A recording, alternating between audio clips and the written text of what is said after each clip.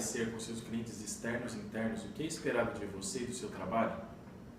Isso já está valendo? Não, acho que antes da gente chegar na questão de como que os clientes internos e externos enxergam isso, eu acho que primeiro a gente tem que entender a questão de conceitualmente o que seria prioridade ou expectativa. Acho que começar por aí acho que é melhor. Então acho que é uma coisa que eu tento trabalhar é bastante a questão, bom, você tem uma atividade, não só eu, mas como todo mundo, você tem uma série de atividades rotineiras e não rotineiras dentro da sua atividade. Com o passar do tempo, vocês vão perceber que existem atividades, você vai começar a transferir um pouco as atividades operacionais para um pouco mais gerenciais, e às vezes você vai ter o sentimento que você vai se perder um pouco na sua própria agenda, na sua própria gestão daquilo que você precisa fazer.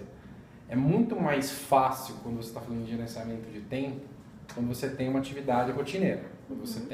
Quando você sabe que a sua prioridade é preciso fazer um lançamento de 100 notas, preciso conceder 100 limites de crédito para os clientes, preciso emitir 100 notas fiscais. Porque é mensurável, você sabe mais ou menos quanto tempo você tem, quantas pessoas você precisa fazer aquilo, e você quantifica a sua prioridade. Toda vez que você quantifica a sua prioridade, se torna um pouco mais fácil de você administrar o seu tempo. Não necessariamente isso vai fazer com que você tenha mais tempo, mas pelo menos você sabe o tempo que você precisa para começar e concluir uma tarefa.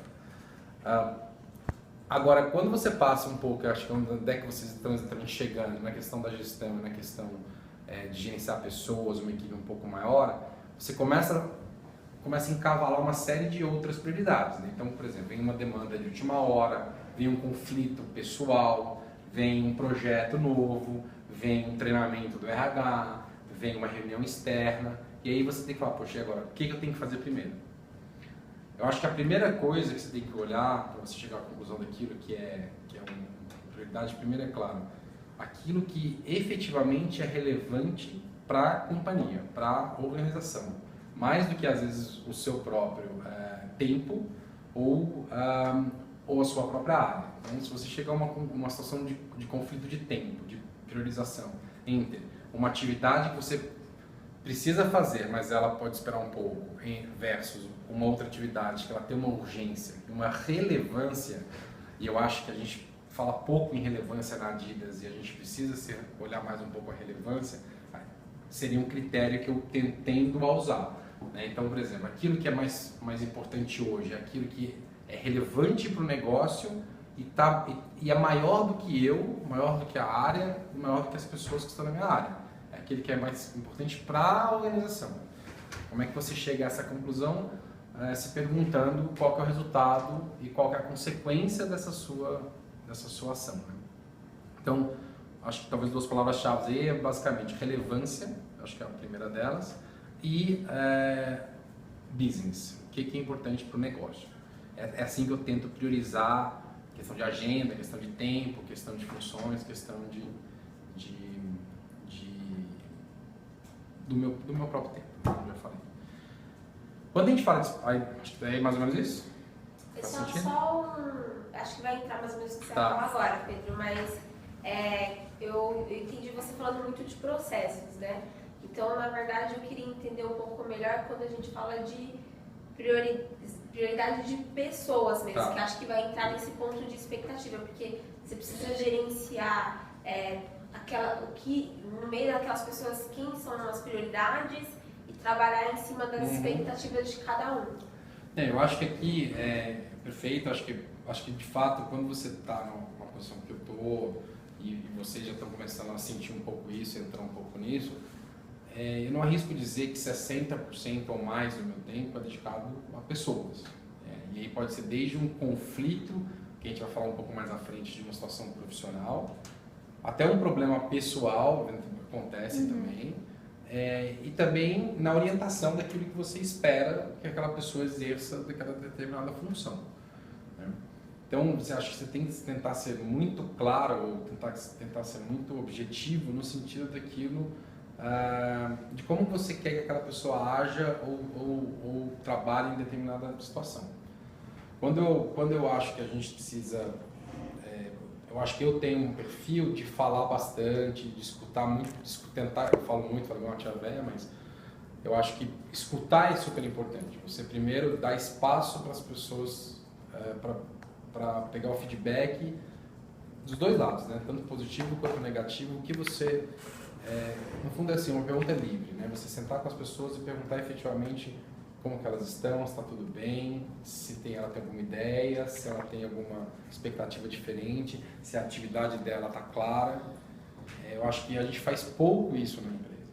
Eu acho que eu fiz um approach com vocês ano passado, de entender um pouco mais a vida individual de cada um, e o resultado disso eu acho que ele é muito positivo. Então você está junto da sua equipe, entender o lado deles do ponto de vista profissional, e a gente não pode ser frio nem desumano de achar que a gente também não deve entender a vida pessoal. A gente também tem que se colocar no lugar da pessoa se ela tem algum problema pessoal, e também ponderar como é que isso pode influenciar na performance dela no dia a dia. No fundo, você tem que conhecer a sua equipe profundamente. Acho que quanto mais você conhece a sua equipe do ponto de vista técnico e do ponto de vista pessoal, você consegue ter o time um pouco mais na mão, entendeu? E aí você tem um outro problema. Quando você tem talvez uma equipe muito grande, foi aquilo que exatamente falou, como é que você prioriza, né?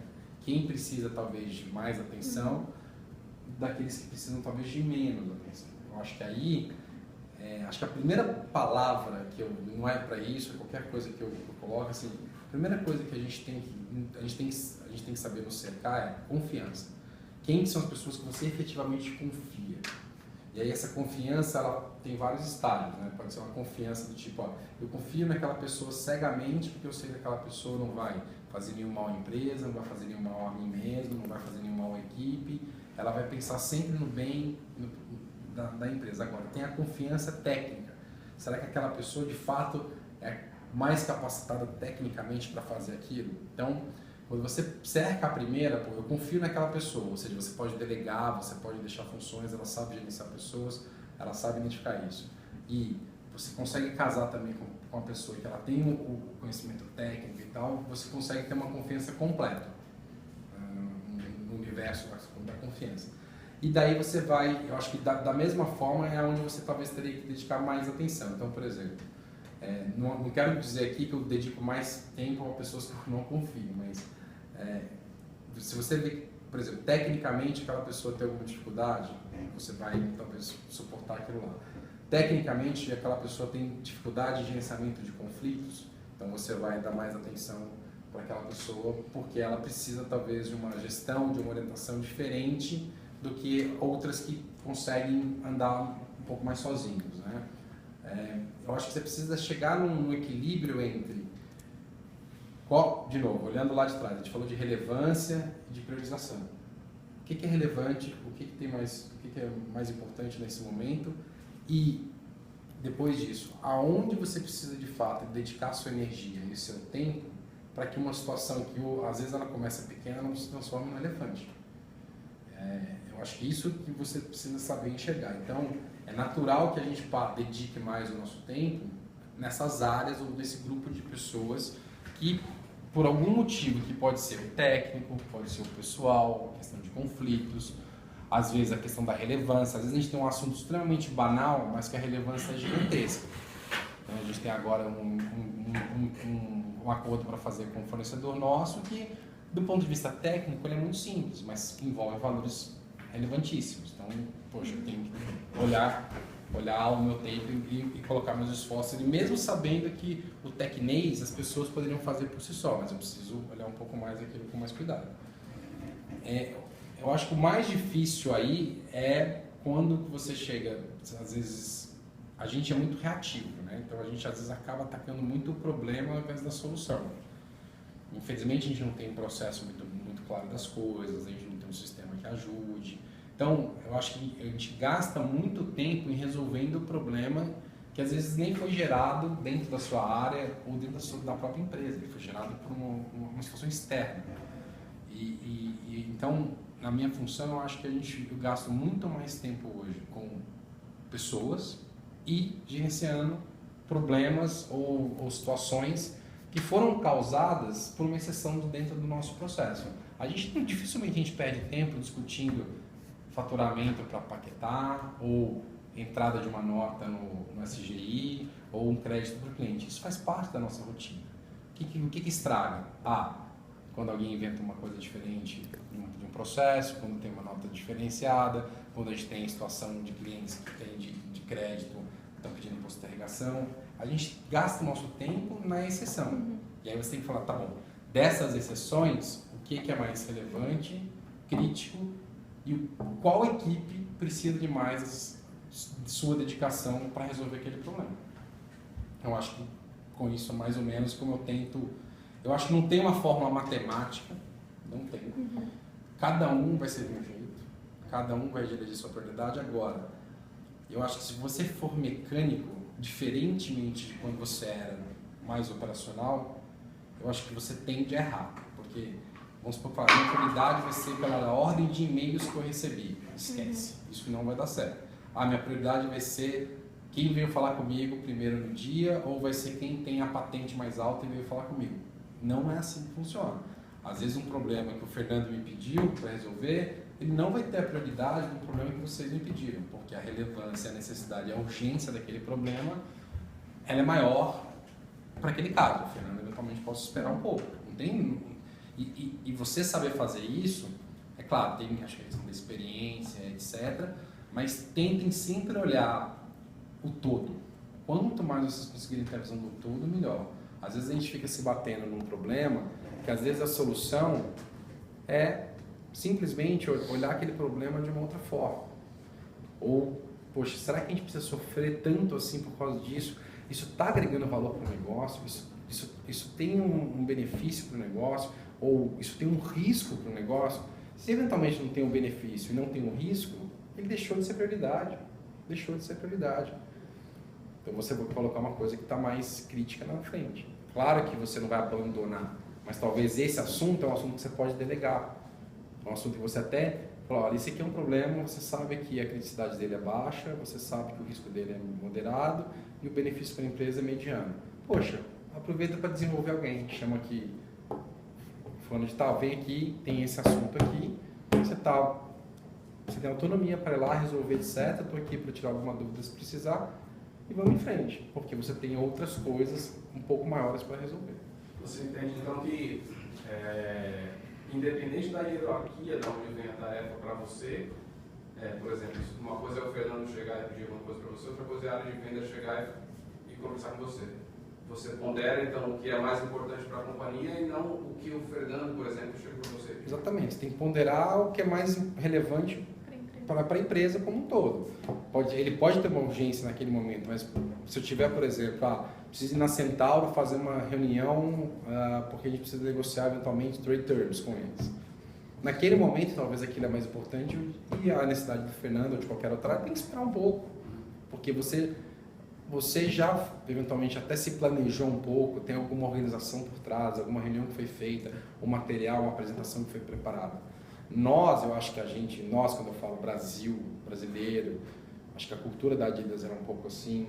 Eu acho que a gente é um povo que a gente não respeita muito a questão do horário, a questão da agenda, a questão da prioridade. A gente não é organizado. Tudo bem, você tem que simplesmente saber se adaptar a essa realidade. Mas também você não pode começar a falar assim, aceitar tudo que estão te colocando de prioridade. Por quê? Porque é muito comum lá fora, temos 1 hora para discutir sobre expectativas de gerenciamento de expectativa e gerenciamento de conflitos. 1 hora. 1h01, acabou a reunião, gente. Acabou. Foi decidido, foi, que não foi, não foi.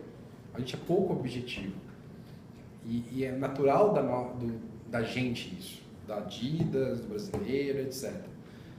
Quanto mais a gente for objetivo, já trazer uma solução, já ponderar a solução, construir a tal da famosa relação ganha-ganha, que muita gente fala, o caminho é esse. Mas como é que você faz isso de uma forma natural? Eu acho que a gente tem que buscar isso também. Como é que você consegue unir as pessoas numa situação de conflito, numa situação de estresse e mostrar que o todo é maior do que eventualmente a pessoa, eventualmente a área.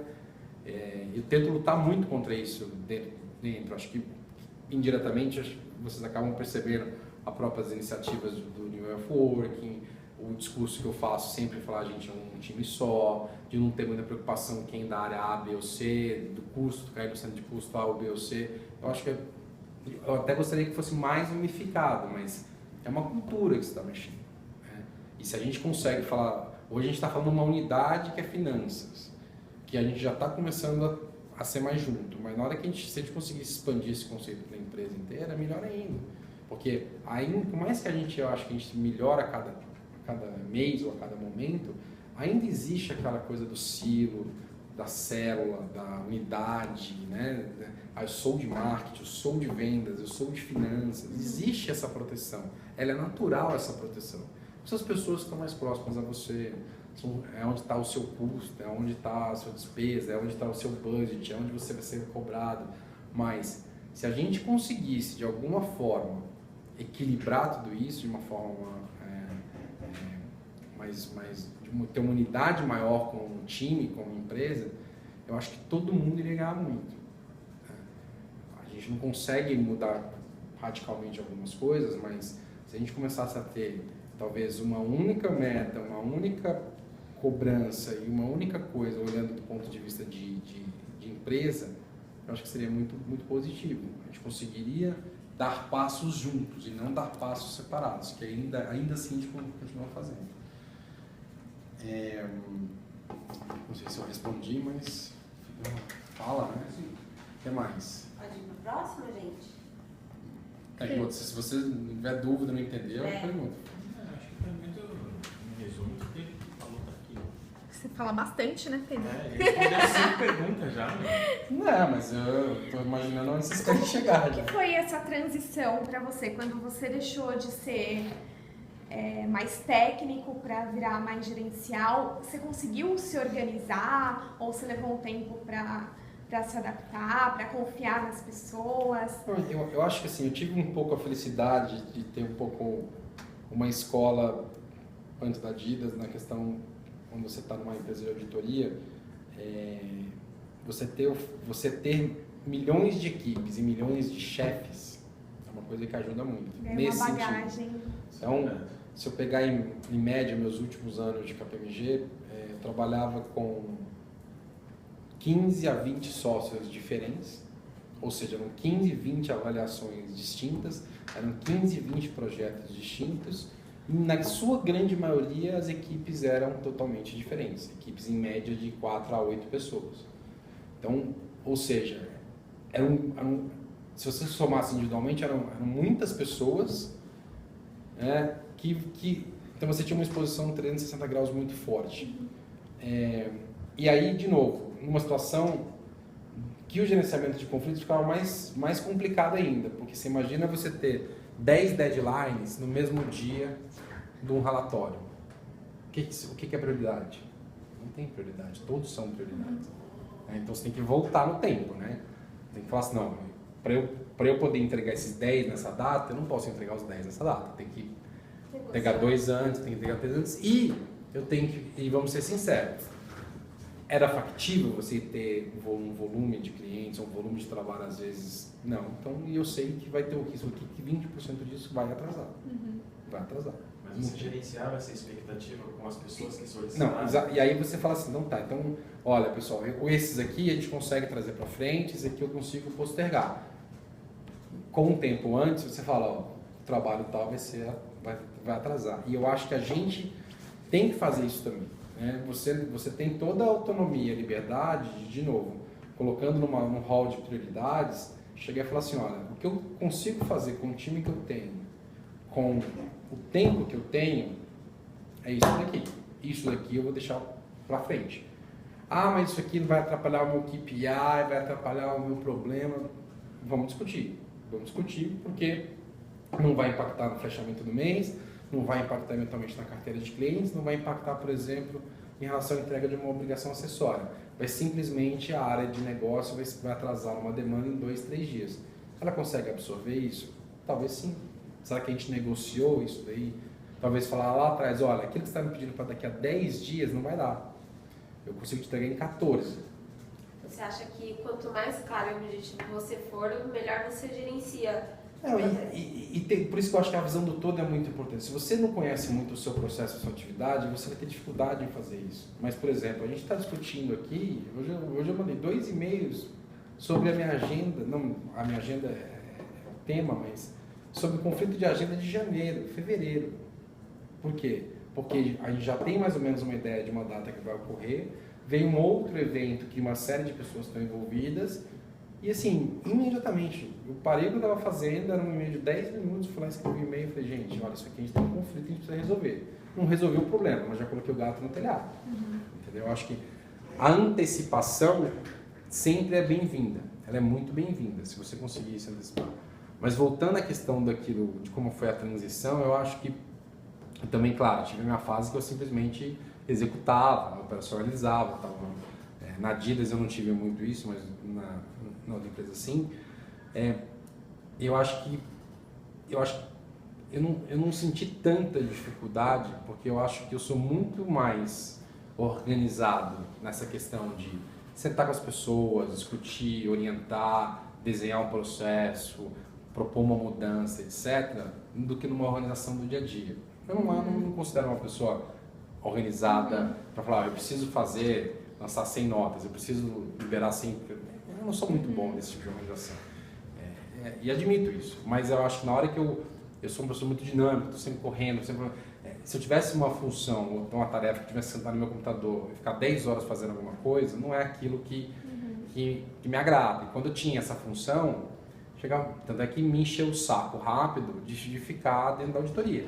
Eu falei, não quero ficar fazendo isso. Quando eu comecei a gerenciar pessoas, projetos, conflitos, outras coisas, eu gosto de fazer muita coisa ao mesmo tempo. Isso ajuda, né? Às vezes você cansa. Quando você olha o todo, fala, muito problema. Eu acho que acho que o mais difícil para mim hoje em dia é que os problemas são muito distintos. Então você está tratando desde um assunto técnico com IT, que me carece um pouco de conhecimento técnico, mas que você tem que entender e se expressar, até para uma situação de conflito interpessoal, que ela é diária, todo dia, sem nenhuma exceção, eu tenho algum conflito pessoal para resolver. E quando eu falo conflito pessoal, eu não entendo conflito como uma coisa ruim, né? O conflito ele pode ser natural. Sei lá, o retail não concorda com o IT por conta de um assunto que é fiscal. Não é o retail e o IT que vão, às vezes, intermediar essa situação. A gente não for lá e fazer o entendimento das partes, a coisa não flui. A coisa não vai andar. Por quê? De novo, eu acho que a gente tende a olhar muito o nosso microcosmo, né? Mini universo. A gente tem que olhar o todo. E na dúvida, o que é o todo? É o bem da empresa, é o risco que a empresa pode correr e o benefício financeiro que a empresa pode correr por trás. No fundo, tudo se resume a isso, gente, no final do dia. O que é melhor para a organização do ponto de vista financeiro e do ponto de vista de mitigação ou eliminação de risco. Se você tiver um conflito e talvez colocar essa pergunta por trás, talvez você podia responder. Isso olhando do ponto de vista de um problema, de uma questão, de uma expectativa, né? Ele não necessariamente resolve a questão pessoal, né? Às vezes você vai se deparar com situações que existem problemas que transcendem a questão técnica ou a questão de uma dúvida. Às vezes você tem uma situação que a coisa não anda porque pessoa A não funciona com pessoa B, ou porque pessoa C não respeita a opinião de A ou B. E como que você faz isso? Como você interceder para poder uma coisa fluir, para a coisa acontecer? Isso às vezes é o mais complicado, porque às vezes, por mais que a gente queira ser profissional, olhar dentro de casa, né, responder a pergunta da empresa, tem situações que o pessoal influencia de maneira muito forte. E eu não acho que assim, você não tem que ser frio e ignorar isso. Você tem que entender isso. Você tem que entender que tem situações que você tem que olhar o pessoal também, senão a gente vai ter um problema. maior ainda do que a gente já tem. Porque se o técnico não bate e você não chega num acordo que você não gosta da pessoa, aí virou caos, né? Aí você não consegue controlar mais a situação. Então, resumindo, onde que eu acabo gerenciando um maior tempo, etc. Quando eu identifico que todas essas variáveis, elas estão mais concentradas num determinado lado. Agora, talvez alguma coisa mais prática, o que eu tento fazer? Toda sexta-feira eu olho todos os meus compromissos para as próximas 2 semanas e acerto as minhas agendas, toda sexta-feira. Eu tento ter, eu acho que eu tenho uma memória muito boa, né? Então, assim, eu tento ter na minha cabeça claramente o que precisa pegar, o que está pegando, o que é prioridade. E uma coisa que vocês já perceberam, que eu faço muito, eu não mando e-mail, mas eu vou lá na sua orelha e falo: Felipe, tá pronto? Júlio, nada, fez... Porque eu acho que funciona mais, é o meu estilo. Não estou dizendo que ele é mais correto ou mais errado, mas eu acho que, considerando o tanto de gente que tá, eu prefiro às vezes não mandar até lá, até onde eu ando nessa da cadeira, eu já vou lá e falo, entrego uma coisa para um, entrego uma coisa para outro, cobro, pergunto. Geralmente, se eu não estou ali muito em cima, é porque a coisa está fluindo, eu espero achar que ela está fluindo de uma forma melhor. Ou eu interceder ali não faz muito sentido, a coisa, vocês estão se virando. No fundo, o meu sonho é poder vir aqui sem ficar um mês sem vir aqui e chegar aqui um mês mais um, e aí, não, tá tudo certo, tá tudo ótimo, né? Funcionou. Eu acho que isso é o desejo de qualquer gestor, é que a área caminhe pelas próprias pernas. É possível? Não, senão não sabe do gestor. Mas não é só isso. Claro que se fosse assim, aí seria... E aí, se a gente conseguisse colocar uma área que ela andasse 100% do tempo, ou 90% do tempo pelas próprias pernas, você dedicaria o seu tempo como gestor a, de fato, gerir, que é o quê? Gerenciar pessoas e olhar a empresa de forma estratégica. Então, a gente pararia de resolver o problema do dia a dia e começaria a falar assim: Júlio, vamos fazer um puta planejamento fiscal olhando daqui a 10 anos a Adidas. Isso era pensar de forma estratégica. Ou, Renato, vamos fazer agora um projeto dentro da célula que vai revolucionar aqui as notas. Você vai poder puxar lá o XML de não sei o que, lançar as notas sem interseção manual, resolver o problema de risco. Você começa a olhar isso. O problema é que a gente precisa resolver muita coisa até chegar lá. A gente acaba fazendo isso, mas está atropelado. Eu acho que se de fato a gente pudesse pegar, não falo só de mim, mas das pessoas segunda linha, primeira linha da empresa, e a gente olhar puramente o estratégico, porque todas as áreas fizessem o operacional e a execução do dia a dia de forma fluida, de forma tranquila, eu tenho certeza que o resultado que a gente teria, seria muito melhor. Porque a gente estaria olhando de fato o business, o negócio. E eu não estaria simplesmente arrumando a casa, que é o que a gente acaba fazendo na maior parte do tempo. Sim, mas você não vê isso acontecendo hoje e vê perspectiva disso acontecer? Eu acho que a gente está no caminho certo para isso acontecer. É que, primeiro, é um processo lento, porque você tem que mexer em várias coisas. Primeiro, você tem que mexer uma questão cultural, que eu acho que é grande. Você tem um change management, uma mudança de conceito por conta dessa mudança cultural, que ela muda o dia a dia da empresa. Você tem que ter um sistema e uma base de informações que de fato suportem a tomada de decisão e a operação, que a gente está caminhando para o SAP. Não acho que a nossa vida com o SAP vai ser mais fácil, pelo contrário, eu acho que ela vai ser mais burocrática, mais difícil de uma série de coisas, mas ela vai nos dar consistência, ela vai nos dar uma informação mais precisa, mais clara e mais comparável ao mercado, até as outras Adidas. E aí você conseguiria, resolvendo a casa, né, arrumando a casa do ponto de vista de processos, sistemas, e também eventualmente garantindo que você tem as pessoas certas nos lugares certos, você conseguiria fazer com que no médio prazo a gente conseguisse colher os frutos desse tipo de mudança. Porque aí sim a gente poderia estar discutindo aqui, não porque o custo real, a gente não consegue mensurar o custo real de forma clara, mas eu poderia estar discutindo aqui, no meu range de produtos, quais produtos têm uma margem pior ou melhor, não só olhando o custo standard, mas também o custo real, que a gente não faz esse tipo de coisa. Eu começaria a agregar valor ao negócio de fato. E hoje eu acho que a gente tem a gente acaba sendo reativo e perde o potencial que a gente poderia ter em relação à empresa. Olha, na área de finanças, a gente poderia dar muito mais para a empresa do que de fato a gente tem contribuído. E isso vai muito em linha com o conceito do Creating the New para finanças. Quem teve a oportunidade de ver, teve o discurso do Robin na intranet, a gente teve o seminário que a gente fez externo. Quando você olha o que finanças está imaginando para daqui a 5 anos, é exatamente isso, né? É como finanças consegue de fato ser reconhecido e ser o agente de mudanças dentro da empresa. Porque, vamos olhar friamente, vendas tem que vender, retail tem que vender, marketing tem que promover a empresa do ponto de vista mercadológico, mais algumas funções específicas de preço, sourcing tem que prover o produto. A gente no fundo é o canalizador de toda a informação dentro da empresa. O que a gente precisa fazer? Se eu sei o que está acontecendo, eu tenho que falar assim, então eu preciso mudar isso. A gente precisa ser o agente de mudanças. Para isso precisa ter processo claríssimo, a gente tem que ter um controle um pouco mais rígido, um sistema que funcione. Então, eu acho que a gente está no caminho certo, mas eu acho que não é ano que vem, também não é em 2017. A gente vai começar a colher realmente os frutos disso para o final de 17, início de 18, que a gente de fato vai conseguir ser uma área que vamos agora inverter o jogo. Eu, finanças, sou o cara que vai ditar a regra do jogo dentro da empresa. Então, acho que foi bom esse final. Tá gravado. O que mais? Aqui eu acho que a gente poderia... Porque você acabou falando um pouco de gerenciamento de conflito também.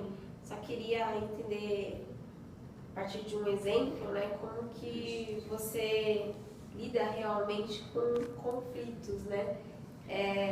Não sei se todo mundo se sente confortável para falar nessa questão, mas com relação às mudanças que a gente teve recentemente, como que você lidou? Porque assim, você teve que gerenciar, você tem que fazer tudo ao mesmo tempo, né? Gerenciar a expectativa, lidar com alguns conflitos que vieram após as notícias.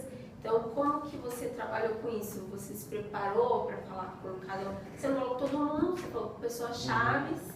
Então, assim, algumas podem ter se sentido incomodadas. Como que é isso na sua cabeça, essa visão que você tem? Eu acho que, de novo, você tem que tentar ser o mais, pelo menos eu penso assim, né? Você tem que tentar ser o mais humano possível, no sentido de entender a vida do outro. Quando eu falo a vida profissional, o que ela está fazendo, reconhecer a importância dela dentro da organização, entender. E é claro, você não vai conseguir agradar 100% da sua audiência, 100% do seu público. Você sabe que você vai ter que fazer alguns sacrifícios e eventualmente tomar algumas decisões duras que possam, às vezes, do ponto de vista pessoal, ser muito ruim para algumas pessoas, para um grupo de pessoas, mas quando você olha o todo, e quando eu falo todo, eu estou olhando, de novo, todo macro empresa, todo micro área de finanças e a percepção que finanças tem em relação às outras áreas. Você tem que assegurar que esse todo ele vai funcionar bem. Esse todo ele vai ter os efeitos que você pelo menos julgou ou esperava que acontecesse. Se você, mesmo sacrificando eventualmente uma situação pessoal ou por exemplo, fato que eu não falei com algumas pessoas, sim, de fato eu não falei, até eu tendo um mínimo de critério. Então, por exemplo, por que eu não falei com pessoas A, B ou C? Eventualmente porque eram pessoas que a gente já tinha, eram pessoas que estavam mais recentes na empresa, ou pessoas que tinham acabado de ter uma mudança de função, ou pessoas que eventualmente a gente percebeu que eram pessoas, naquela ocasião, pessoas que a gente já sabia que ia ter um movimento diferente, que a gente mudou de área ou saiu da empresa. Ou pessoas que falam, essa pessoa aqui eu estou muito tranquilo naquela atividade que ela faz. Então você tem que ter um critério, tem que ter sempre um mínimo de critério. Agora, é claro que quando você faz mudanças, eu tive situações de conflito de pessoas que se sentiram menosprezadas, ou se sentiram desprivilegiadas porque eventualmente não foram promovidas. E às vezes é engraçado porque às vezes você tem uma percepção que ela é totalmente diferente da que a pessoa tem. Então, teve uma situação interessante que a gente conseguiu um aumento de salário para uma pessoa relevante, acho que muito acima da média do que foi para a empresa, e a pessoa se sentiu extremamente magoada porque ela teve o grade dela reduzido. Mas por que ela teve o grade dela reduzido? Porque foi um erro de grade no passado. Mas ela teve um aumento salarial. E eu estava achando, bom, ela vai ficar tranquila, ela teve um aumento salarial. Não, mas incomodou muito mais o fato da pessoa chegar e falar assim, não, eu não estava esperando um aumento salarial, mas eu tenho redução de grade e me incomodou extremamente. E eu estou desmotivado por isso. E aí, como é que você reverte essa situação? Você não vai reverter, às vezes, no primeiro momento. Você vai falar, olha, sabe, eu acho que você colocando os fatos com clareza, sinceridade e honestidade, principalmente, que eu acho que, pelo menos, você fez o seu papel de gestor de falar, olha, o motivo é esse, você tem que ter uma história para contar. A história para contar, eu acho que ela tem que ser história real, entendeu? É claro que em algumas situações dentro da empresa você não pode dividir tudo o que está acontecendo por trás dos bastidores, mas em alguns momentos você tem que ser muito claro e honesto e justo com a situação. Você não teve, por conta disso, você teve um problema no passado, a gente acertou, mas a gente tem uma perspectiva futura, você tem que deixar muito claro até onde aquela pessoa pode chegar. E se você não sabe, fala, não sei. Não sei, ou não temos essa visibilidade hoje, não tenho essa resposta hoje, mas vou buscar para você. Talvez você não tenha que achar que você tem que ter 100% dessa resposta. Mas você não vai ter. Mas e no caso de ser assim, uma pessoa que ela tem um histórico de conflitos, que ela é uma pessoa que meio cri-cri mesmo, sabe? Aquela pessoa questionadora demais. Tá. Como que é o seu comportamento com essa pessoa? Porque ela tá ali pra casar. Às vezes a pessoa não quer nem entender realmente, ela não vai nem te perguntar o motivo. Ela só vai levantar questão em cima de questão, porque cada vez mais ela quer mais conflito, mais conflito. Como que você lida com essa pessoa? Eu acho que... Estou te cortando. E questionadora, talvez no sentido que a Renatinha está falando aqui, Pro lado ruim, um né? lado ruim, infelizmente. Não é uma coisa assim que Uma queda é boa, hein? Corta essa edita. parte. Pediu a cacetada. Eu acho que assim, Pro bem, né? a gente precisa tentar recuperar ou proteger todo indivíduo. Todo profissional que está aqui tem uma história de vida. Chegou, não foi para casa que chegou aonde está.